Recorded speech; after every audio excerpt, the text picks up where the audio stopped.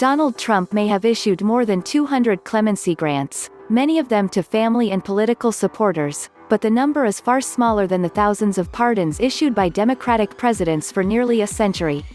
A recent study comparing presidential pardons by the Pew Research Center shows that Trump granted clemency to just 2% of the 611 who applied, among the lowest for any president in history.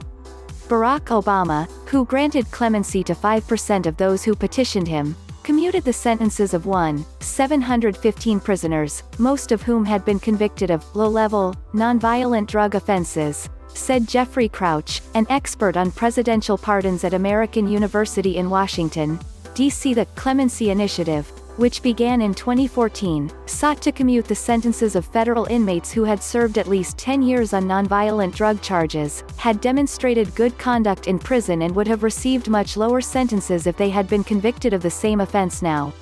The program was discontinued in Obama's second term after a report from the Department of Justice's Inspector General found that the initiative was poorly planned.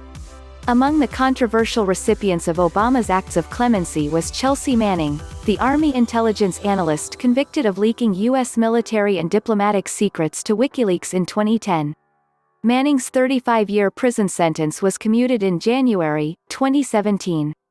But Obama's long list is dwarfed by that of fellow Democrat Franklin Delano Roosevelt, who granted more than 600 pardons and commutations during his 12 years in office. Many of these were for people who had been convicted for Prohibition-era crimes after the constitutional ban on alcohol was lifted during Roosevelt's first year in office in 1933.